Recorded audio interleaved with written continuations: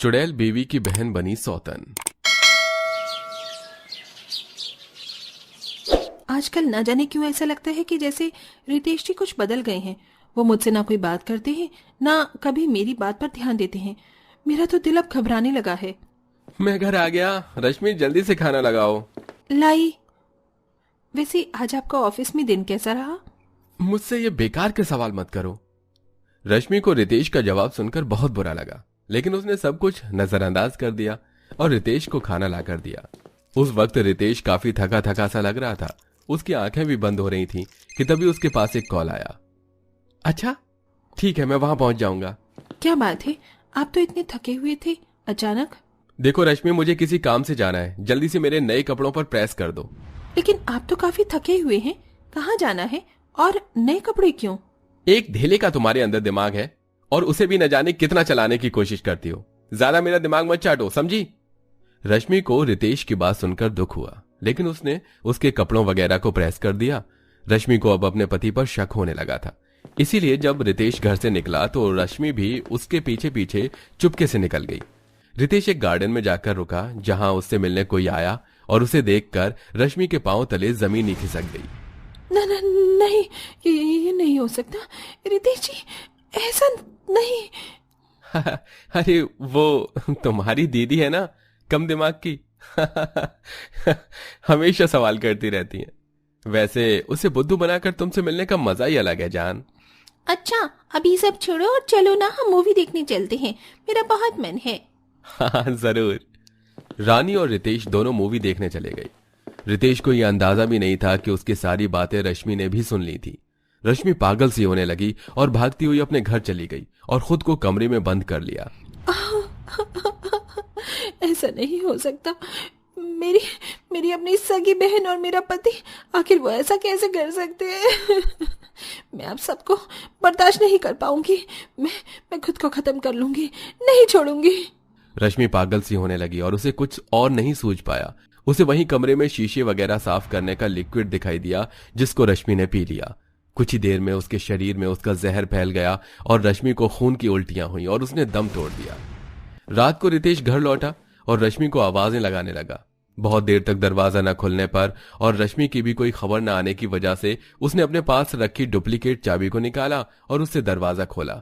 और जब उसे रश्मि का शव मिला तो पूरे घर में कोहराम मच गया। रश्मि के मायके, ससुराल और गांव वाले सभी उसके अर्थी के पास रोना धोना करने लगे। रितेश भी रो रहा था। रश्मि, रश्मि ये तुम्हें क्या हो गया? रश्मि मेरी पत्नी, आंखें खोलो रश्मि। दीदी। कैसे रो रहे हैं ये लोग, जबकि मैं जानती हूँ मेरा पति और मेरी बहन जरा से भी दुखी नहीं है। लेकिन फिक्र क्यों करते हो? इस दुनिया को बस मेरे इस शरीर ने छोड़ा है। मैं हर जगह अब तुम्हारे साथ रहूंगी और पता लगाऊंगी कि कौन बड़ा पापी है, कौन है मेरा दुश्मन, मेरा पति या मेरी बहन। अब मैं तुम्हारा असली चेहरा सभी के सामने लाऊंगी। रश्मि को मरकर भी मुक्ति नहीं मिल पाई। कुछ ही देर में उसकी अर्थी को उठा लिया गया और सभी तरफ सन्नाटा सा हो गया। सभी रिश्तेदार रश्मि के घर में ही थे।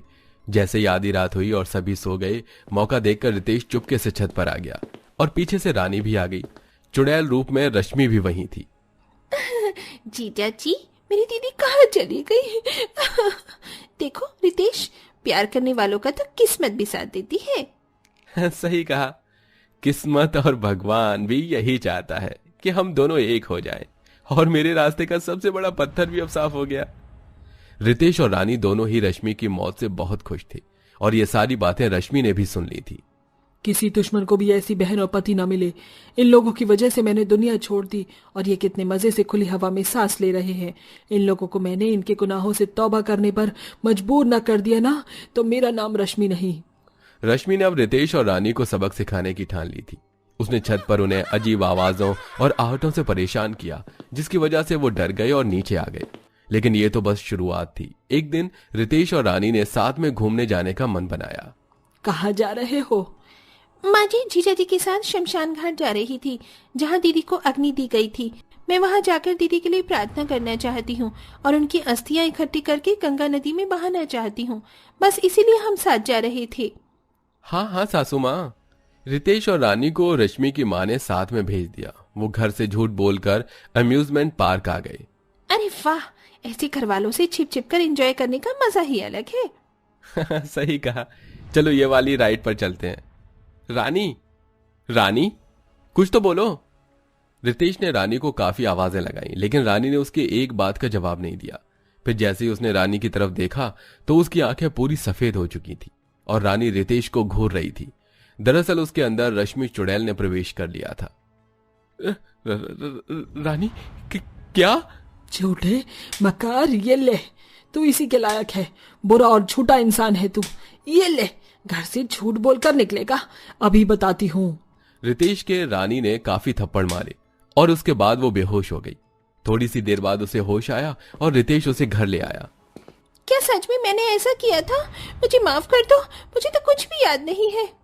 कोई बात नहीं है, तुम्हारी तबीयत अचानक ही खराब हो गई थी शायद।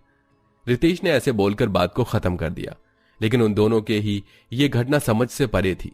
ऐसे ही अब कभी रितेश तो कभी रानी दोनों के साथ अजीब अजीब घटनाएं होती।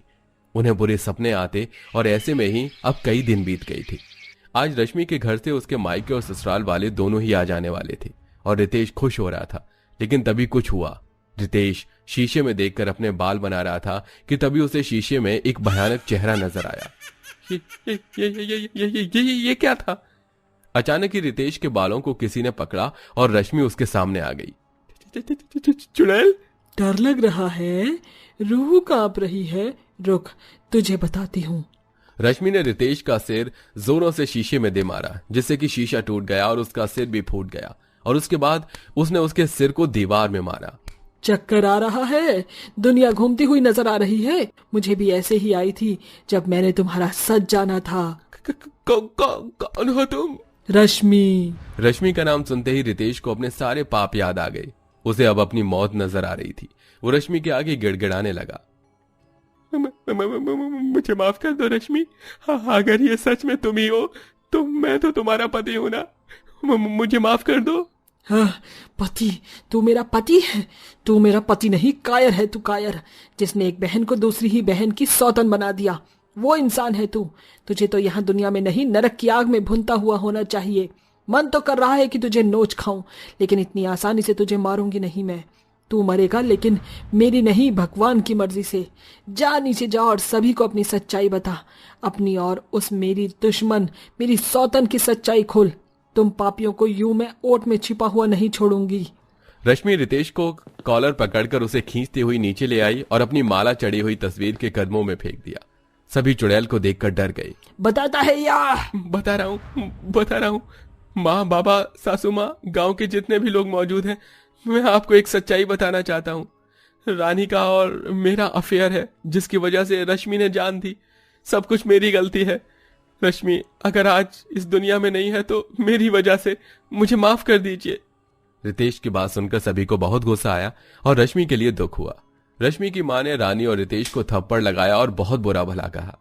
अब चुड़ैल ने भी अपनी सच्चाई बता दी थी, इसीलिए रश्मि का बाप उससे बोला, बेटा रश्मि, मैं जानता हूं तेरे दिल पर क्या बीती होगी, लेकिन अब तेरा जीवन खत्म हो चुका है, तो तू अब यहां से चली जा।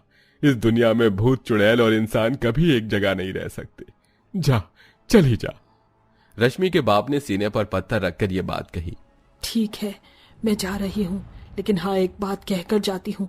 अगर इस आदमी से किसी ने भी शादी की तो उसे मैं कुत्ते से भी बुरी मौत दूंगी, फिर चाहे वो मेरी बहन ही क्यों ना हो। रश्मि ऐसे बोलकर गायब हो गई।